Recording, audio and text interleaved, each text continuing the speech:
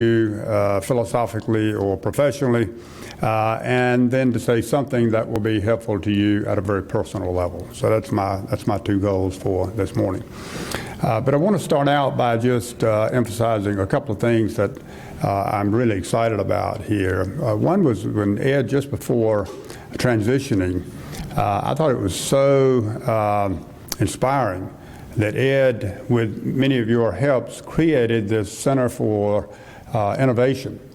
That's just really smart, because West Virginia is going through challenge, like the world is, like the United States is, but like my eastern North Carolina is. You know, the only difference in eastern North Carolina and Charleston is we have tobacco and cotton and you have coal. But it's the same. It's all the same challenges. But to come here to the university and create a Center for Innovation is just really smart, because that's what you need in a challenging, transformational kind of environment: is new ideas, new innovations, new ways to move forward. And I understand it's off to a great start.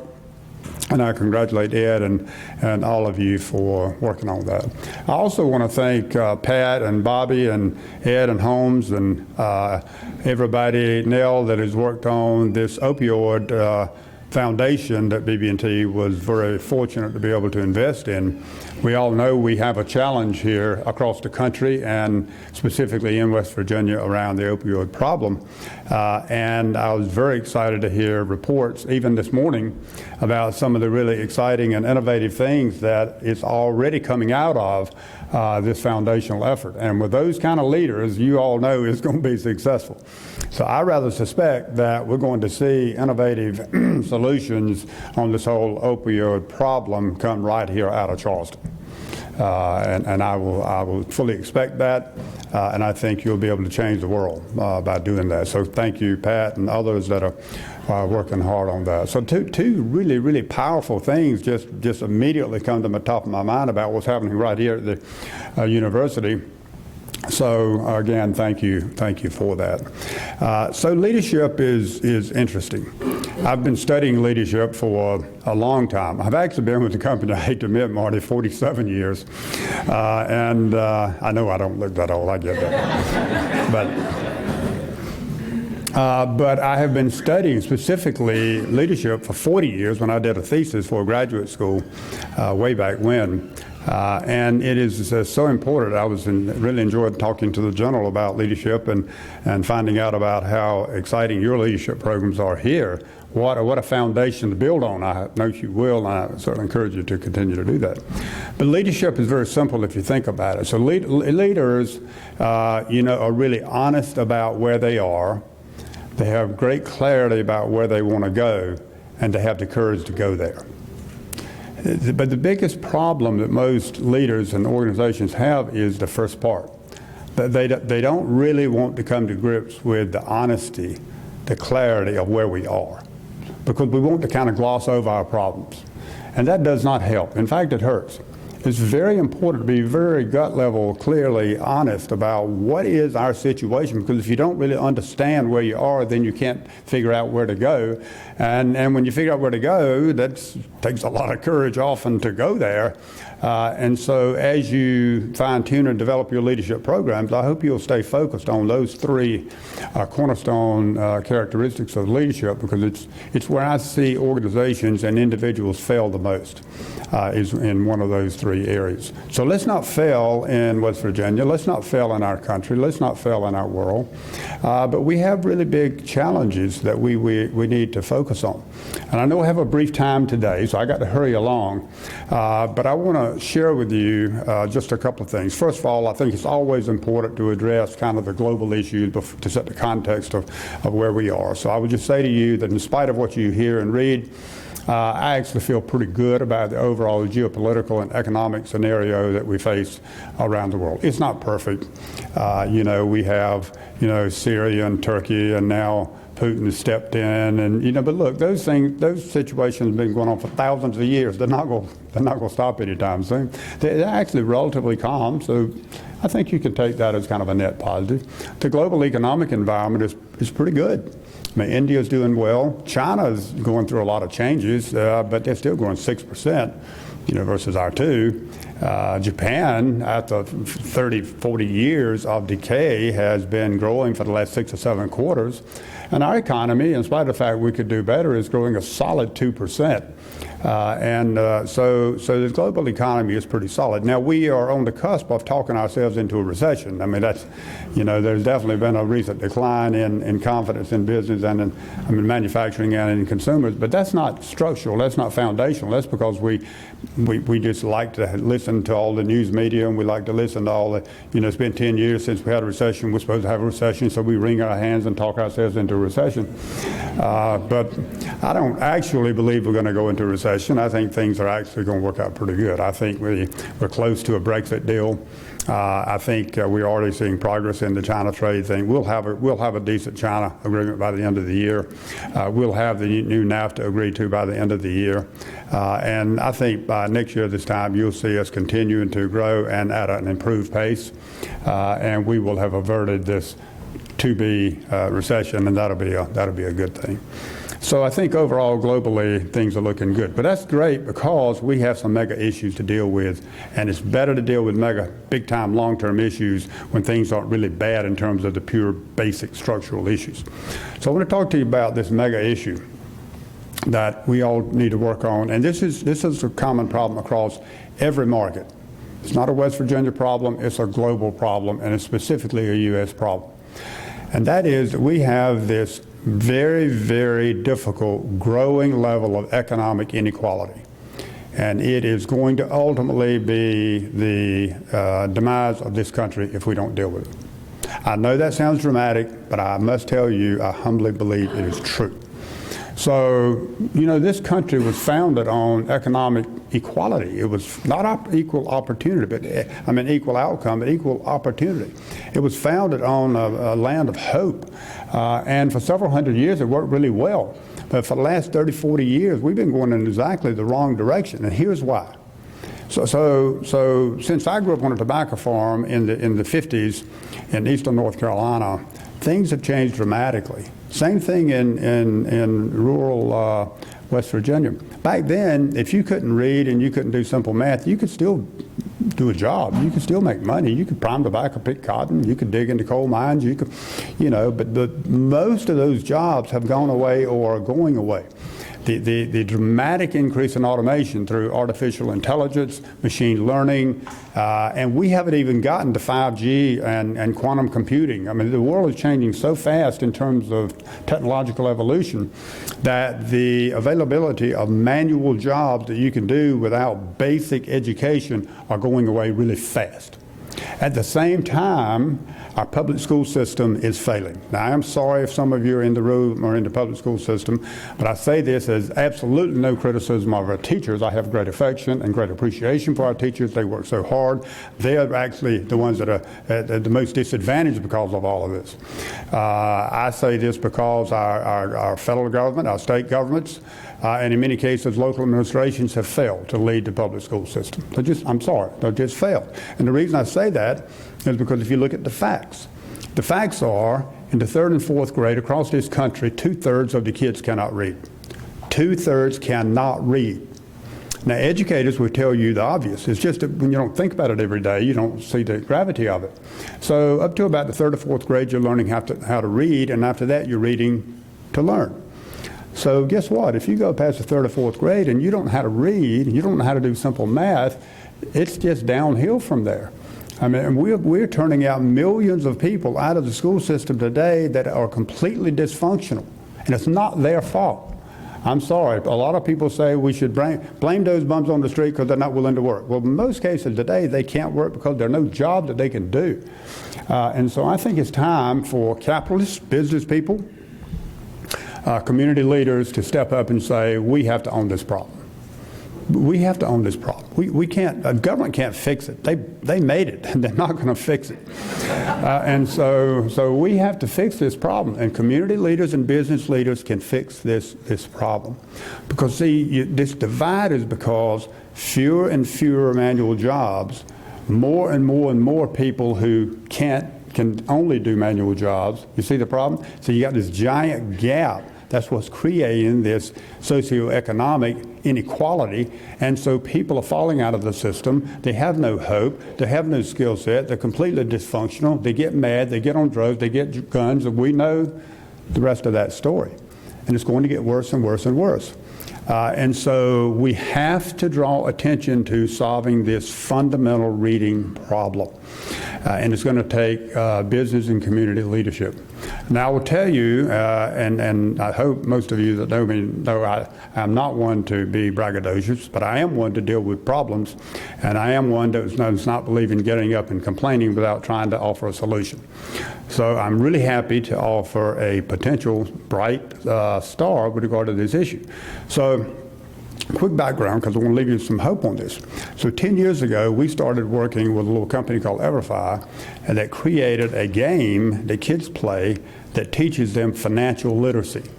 It really works. We give them we do it now in all 15 states. We give them a test before they play. They score an average 50. After they play the game, they score an average 85. It really works. About 5 years ago, when I saw somebody was smart enough to create a game to teach financial literacy, I said, wow, maybe we could build a game that would teach leadership. We did. It's available on the Google and Apple store today. It's called Legacy. You play the game and it teaches the principles of leadership right from the Leadership Institute. Now, we're working with the same company to build a game that will teach a kid how to read. I met with them a couple of weeks ago. We believe the game's going to be ready by the end of this year. Next year, we're going to be in 500 schools in beta test to prove the concept that it works. And then here's the idea. This is what I want you to think about and help me with if it goes, and I'm really confident it will. So we get the game built. Now we've got to get it into kids' hands. So the idea is to work with national organizations like the American Bank Association, whom I've already talked to, the U.S. Chamber I've already talked to, and try to get them to get their members to adopt schools. The grand scheme, my personal grand vision is every elementary school in this country will be adopted by a business or a group of businesses. And by adopting that school, taking ownership for that, they will, number one, they'll buy the little tablets for the kids so the kids can take the tablet home and play at home rather than go out on the street and get in trouble. And they'll provide some mentors to go into the school system and work with the teachers as they play this game in the school environment. This is going to work. And the biggest thing that'll happen is if we get businesses to own these schools, to really adopt the schools, the pride that the businesses will take in teaching these young people how to read, how to do simple math, how to have hope, how to have a chance in the world. I mean, people will get inspired, they'll get excited about that. And I think all around the country we can see business leaders and community leaders rise up. And it won't be outside the school system. It'll be working in conjunction with the school system. But now here's an area you're going to need to help with. It is harder than you might think to help the school system. Let me give you an example. So in North Carolina, we have 120 school districts. We have, at the BB&T, a world-class leadership institute. Our core basic executive program is a 5-day executive program. Of course, I went through 40 years ago with all of our executives around the country, different people go to. It's about an $8,000 a week executive program. Some of you may have been to it. We modified that for principals because our view is if we can get principals to be better leaders, then they'll be able to lead the school better and teachers will be better leaders and students will learn more. So we offer that $8,000 course to principals for free at our university, in our dormitory, in our little rooms. It's all for free. Out of the 120 districts, after 4 years of trying, we've only gotten in 60 districts. They won't let us in. I mean, it's incredible. When I first heard that, I said, this cannot be true. But it's true. So if some of you have been involved in the school system, you know, because people put up these walls and they don't want anybody interfering with their little fiefdoms, and then they really block it. And if there's media here and they quote me on that, I'm just sorry, it's just the truth. And so again, I don't personally believe there are individuals here that I'm being critical of. I'm not. The system has created an acceptance of mediocrity.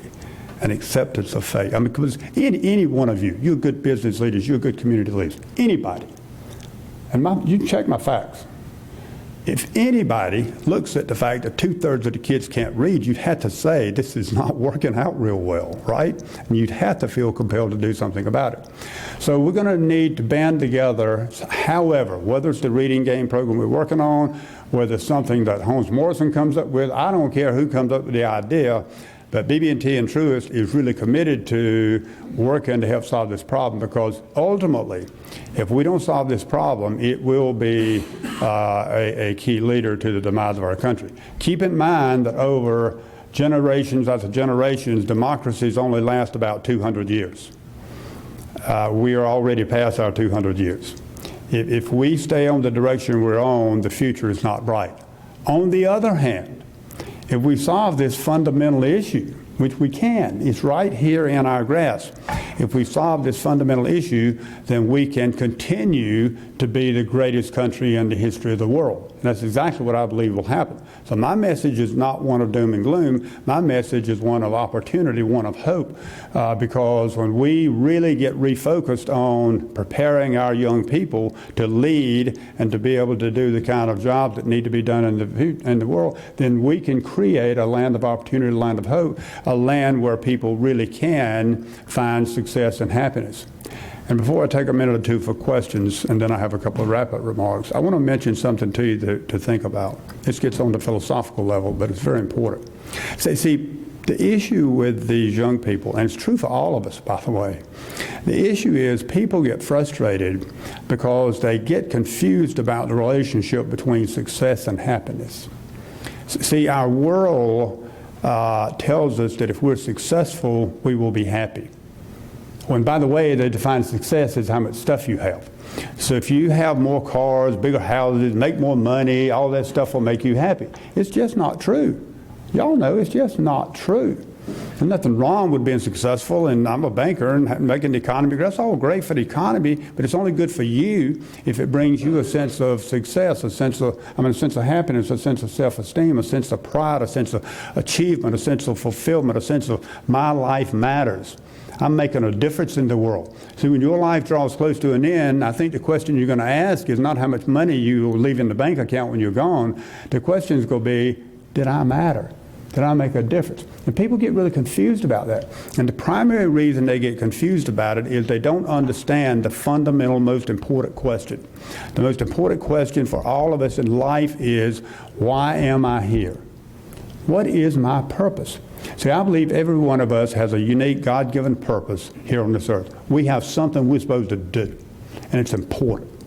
And if you find your purpose and you get focused on that, you can make an enormous contribution to the world. You can change people's lives. You can change the world. You will be more successful. You'll be happier. But if you go through your life, unfortunately, like most people do, and you never sit down and say, what is my basic purpose? See, people get on this treadmill of life. You start out, you get a job, you get married, you have children, and they wake up many times on their deathbed and say, what was it all about? I never really asked myself the question, what am I supposed to accomplish?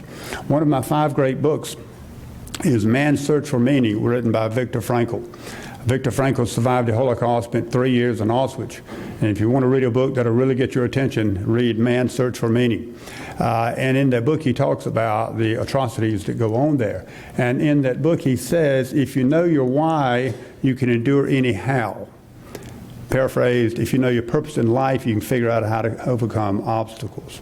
And overcoming obstacles, it turns out, is the primary differentiator between people who are successful and happy and the ones who are not. Because another great myth in our world is that some people don't have problems. You hear people say, well, if I had his life or if I had her life, everything would be great. That's just not true. Everybody has problems. If we took the time right now and everybody in this room stood up and was brutally honest about what's going on in your life, you'd be shocked at some of the problems we're all dealing with. Somebody just got a bad medical report. Somebody lost a loved one. Somebody's children are giving them a hard time. Somebody's family member lost their job. Life is just hard, and it's hard for everybody. That's not the question. The question is, what do you do when you hit the bump in the road? How do you deal with obstacles in life? That's what I'll close with. But now I'm going to stop real quick and see if we have any questions. Questions?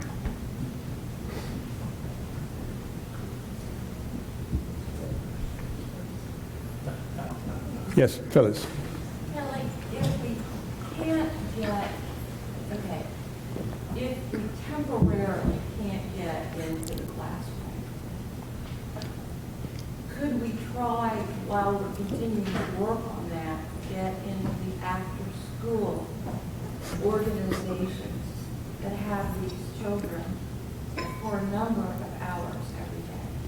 Yes, so we're working on an ulterior program because we think we will have a problem getting in all the schools. We think after daycare programs. We think the faith community. We think if we can get into churches, that the churches can be an enormous part of the solution. Think about the volunteers, the people that have retired in churches, you know, that have the building, they have the facilities, and we can give the tools. So yeah, there are many ways, and we're going to go down a multifaceted set of paths, but that's one of them. After daycare, churches, anywhere there's a congregation of kids. One more follow-up, if you don't mind. Sure. Is the pad, the iPad or whatever, are they affordable because they're not iPads? Yeah, so what we're going to do is we're going to go to like Jeff Bezos or someone, and we're going to beg them. I'm going to personally beg them I'm going to try to get them to build them for free. But they can build them very simply, so to basically just play this game, right? I've seen, well, I have 25 nieces and nephews and grands, and HD fires, which is in Jefferson's world, they can sometimes go down to $40 each. Yeah. And then you look at the cost of an iPad, which just is really hard to find that out.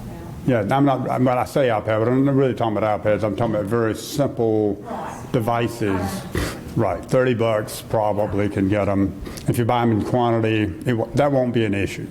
I mean, a business will be able to adopt an elementary school and buy the tablets for. The only reason I ask them, I would like for them to buy them, to have some skin in the game, have some commitment to it. Kelly, does this require internet?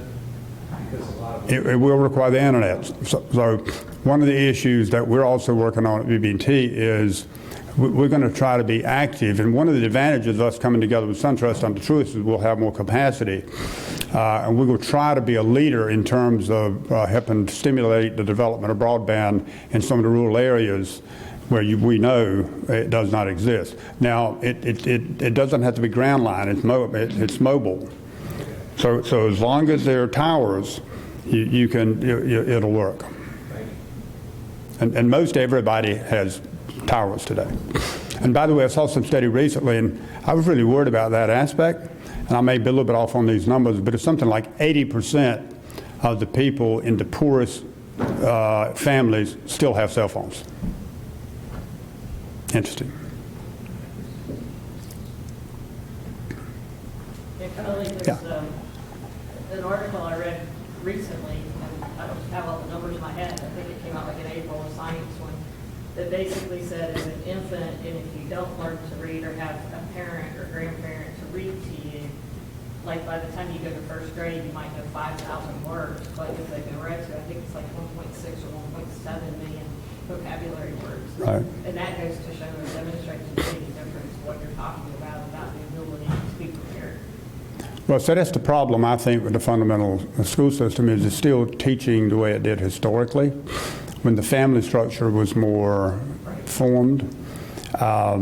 We did in Winston-Salem, we did a program on this, and one of the things they did was a pre-kindergarten boot camp, and they brought these kids in, and they literally did not even know how to hold a book. Not to mention read a word, they didn't know how to hold it. They just never been around books. So it's pretty rudimentary. You have to start really basic. That's why a game. That's why the idea of a game, because most of these kids have been around games. You know, they got some older kids. Somebody they pick up an iPhone or they know how to play a game, and they'll play this game, and to them they'll just be having fun. I've already seen the prototype of it. It'll just be a fun game, but in the course of playing the fun game, they'll learn to read. First of all, thank you for coming. We appreciate your comments, and we appreciate what BB&T has done for our community. Thank you. I'd like to go back to your comments on leadership. Many of us look at our own organizations and struggle with what we perceive as a lack of gender and ethnic diversity in our leadership group. So thoughts you might have in terms of how to better bring people up into leadership positions? So everybody struggles. Every CEO I know today struggles with having the environment that they want, which is a very diverse and inclusive environment. But it really does start at the top. I mean, the CEO, the owner of the business, has to have a deep felt, genuine, in the gut commitment to diversity and ownership, not some superficial academic, because it's hard work. And so there are many things that people have learned. But for example, at BB&T, we call them business resource groups, but we have groups, affinity groups for different, for females, for blacks, for Hispanics, for gays. We have, affinity groups for all kinds of areas. Any population that feels that they are a minority and would like to band together, we help them band together so that they can enjoy being together, so they can learn together, and so they can help us as a company figure out how to make it more diverse and inclusive. What I tell our people, we have our whole executive team sits on a diversity and inclusion council. And we meet several times a year, and I expect everybody to be there, and I'm always there because I have to set the tone. But what I tell our people is the goal is we will not stop until every single associate at BB&T feels completely comfortable that they are not a minority, that they are included, and they have an equal opportunity. I'm not into guaranteeing equal outcome. I do not believe in that. I don't think it's healthy for anybody. But equal opportunity is the goal. And there are people in the structure, if you're honest about it, that don't really believe in that for whatever background reasons. And my answer to that is they have to go. If there's somebody that works for our company who does not believe in a diverse and inclusive environment, they cannot work for our company, period. And so it takes a hard commitment. It takes a lot of activities, publications, because people that are diverse and don't feel included most of the times won't express it. So they sit back, many times intimidated and afraid. They won't express how they feel. And so number one, it's bad for them, and number two, the organization loses out on the contributions that they can make. I had my first experience, by the way. Grew up in Eastern North Carolina. I mean, I was just always with a certain group of kind of people. But I went on my first mission trip years ago to the Dominican Republic. When I got off the bus in this poor little area, I was the wrong color and I spoke the wrong language. I was a real minority. And it was the first time I was really, immersed in an area where I had to figure out how to get along. And it was unnerving. It was very unnerving. And so finding ways, as leaders especially, to immerse yourself in a situation where you personally can experience. I challenge our executive team all the time, and I don't know if they appreciate it a lot or not. I don't care. I'm the boss. I get to say it anyway. But I tell them, I say, look, if you don't make an effort, you don't understand what our community is like. You live in your nice community, in your nice house, you drive your nice car, you're a nice office, and if you don't make, and that's mostly in Winston-Salem on the west side of town, if you don't make an effort to go to East Winston-Salem, you have no clue what most of the people in this community live in like. And a lot of people live their lives that way, and they make no effort to go out and see what's out there. But I think when most people understand what's going on, then they're more motivated to try to help. And the two reasons to help on this issue, one is, in my view, it's morally right, and the other is, if you want a decent future, if you want the same kind of America for your kids and your grandkids that you've experienced, you better get serious about this. So even if you don't agree with it morally, from a practical point of view, we're setting up a future generation for our kids and our grandkids that's not going to be good. But again, there are many, many things we can all do, but it starts with leaders just like this saying, I am going to personally do something about this. Walking out of this meeting, make a commitment, I'm going to personally do something. But here's the issue. I've been to thousands of these kind of meetings over the years. You probably have too. And virtually every time you go, you hear somebody around the table say, that's really important. I say, that guy's right. That's a big issue. And somebody ought to do something about it. And they'll walk right out of the meeting and wait for somebody. The problem is there's no somebody. I've been looking for somebody for over 50 years. I can't find them. There's no phone number, no email. There's no somebody. There's just you and me. So if you want to do something about this, then do something about this. Don't wait for somebody else. Well, look, I know I'm going to be out of time. I'll get run out of here. I'll stay around for a minute or two for questions. But let me just wrap up with something you can do very personally. So I mentioned obstacles. I found an interesting thing in life. And it is that facing difficult situations, about 90% of people facing the situation and businesses will not do well. You know, you hear a business, so how are things going? Well, they're not going very well at all. The economy's slow, we're in a recession. What do you mean, why am I not doing well? It's a tough environment, 90%. Same environment, 10% will do really, really well. How can that be? If it's environmental, how can 10% do well when 90% don't? The difference is leadership. The difference is that some people, some companies have what I call the 5 characteristics of outstanding achievers. I'll share those with you, and I'll suggest to you that if you will remember those or write those down and try to practice them, it will make a substantial difference in your life success and happiness. The first characteristic of outstanding achievers is they believe absolutely and completely in what they're trying to accomplish. They're very passionate about what they believe. You take Olympians, for example, who will practice 8 to 10 hours a day, 7 days a week, 52 weeks a year for years and years and years. You won't hear those people running around saying, well, maybe I can be number 13. They believe to their toes they can and will be number 1. And that deep belief, that deep passion drives the second characteristic, which is that they commit the time, energy, and resources to make it happen. So if you really believe in something, then you'll commit your energy to it. Now, you, like I've heard people say, maybe yourself, well, I believe in this, but then you watch what you do and you don't really commit yourself. That simply means you don't believe deeply in it, because what people believe deeply in, they will commit themselves to. And the third characteristic of outstanding achievers is they take that commitment to training. They train themselves so they indeed have the best skills at what they're trying to do. See, at the end of the day, in the practical world, it is the skills you have. Whether you're a golfer or a teacher or a banker or a lawyer or whatever your role is, it's the skills that makes the difference, but you're never going to have the best skills unless you train relentlessly, which you will never do unless you believe passionately. That's why understanding your why is so important. If you're doing what is your why and it's aligned with your why, then you'll be passionate about it. You'll believe in it. And then the fourth characteristic is very, very important, and that is that they enjoy the journey. They enjoy the journey. And yes, I mean fun and laughter, but at a deeper level, I mean a sense of real enrichment, a sense of enjoyment, a sense of I get something out of this. This makes me feel like my life matters. But it's so sad because most people don't get that. Most people don't get the essence of life. And the essence of life is this. This is the God-given day you have to live. You can't change yesterday, and you do not have tomorrow promised. But sadly, most people live in the past or in the future. The people that live in the past are the people that are still worried about something that happened 5, 10 years ago.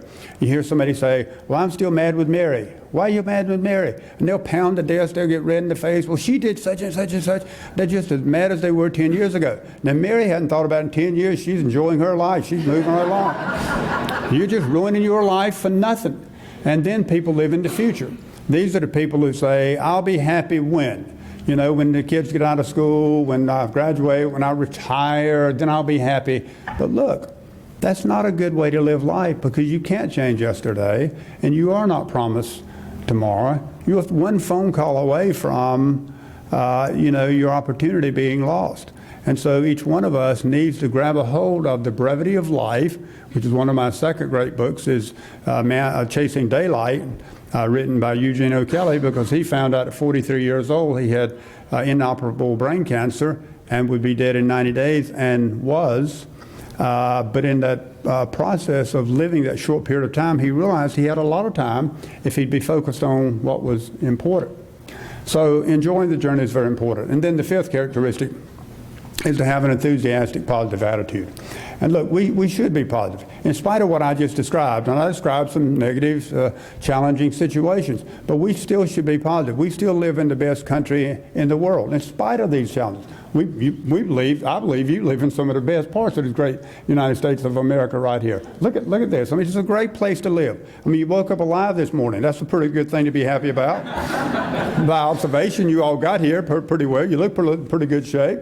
You got so many things to be positive about. And so we should be enthusiastic. We should be positive about life. That helps you be more successful, more happy, helps others be happy as well. So I really encourage that. And then finally, I really want you to practice this. See, I believe what people are really looking for in life is hope. A couple of you have heard me share this sad, true story. About 3 years ago, there was a young man in San Francisco who left his apartment, walked a couple of miles, must have passed hundreds of people, walked all the way to the Golden Gate Bridge, climbed to the top, and jumped off to his immediate death. That afternoon, they found a note in his apartment, and the note said, "I'm going to walk to the bridge. If one person smiles at me, I won't jump." And you think about that. One person, one smile, one life. I've been thinking about that young man recently, and I don't think he wanted to hurt himself. I don't think he wanted to die. I think he wanted hope. I think he thought if one person smiled at him, maybe there'd be two. And if two smiled, maybe there'd be three. And if three, then maybe my life could be okay. Maybe there's hope for me. And every one of us has a chance to spread that hope every single day. It doesn't cost a penny. So my challenge to you is this. When you get up in the morning, when you're in your dressing area, even before you meet your family, you imagine somebody hands you a handful of imaginary seeds. These are seeds of hope. And every time you go out and interact with someone, starting with your family, you give them a little extra pat on the back, a little extra smile, a little, "Hey, how are you?" and really mean it. I hope you have a really good day with passion. Every time you do one of those extra things, in your mind, you take one of those little seeds and you throw it on the ground. You just planted a seed of hope. And as your life draws close to an end, you'll be one of the lucky few who can look back over your life and you'll see all those seeds sprouting. You know, big oak trees, big beautiful rose bushes, a kid that you gave a little donation to, went to college, somebody you gave a little helping hand at work, ended up getting a promotion, somebody became the president of the university. You don't know what these seeds will develop into, but here's what I can guarantee you of, and that is that if you will plant the seed, the good Lord will do the rest. But if you don't plant the seed, nothing happens. So as you go through your life, plant all the seeds that you can. So my hope and prayer for all of you is this. You get up every morning, clear about why you're here. Know what your purpose is. Be committed to making it happen. Get out every day and work as hard as you can to be successful and, more importantly, happy. Make a special effort to plant seeds of hope. And as you do this, as your life draws close to an end, you'll be one of the lucky few who can look back and say, you know what, I didn't get it perfect. No one does. But I did my best to make a positive, meaningful difference in the lives of as many people as I could. That, ladies and gentlemen, would make you one of the fortunate who can say, I was successful, much more importantly, I was happy. Thank you very much. God bless you.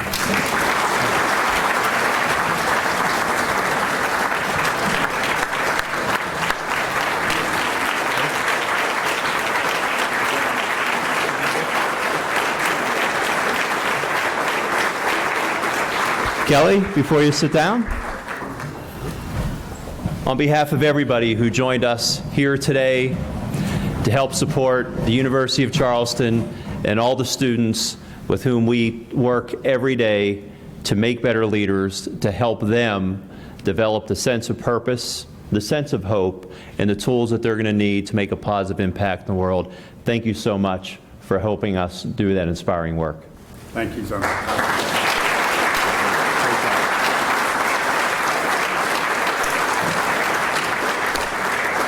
Thank you so much, everybody, for joining us this morning. As I mentioned, we have a terrific week of activities.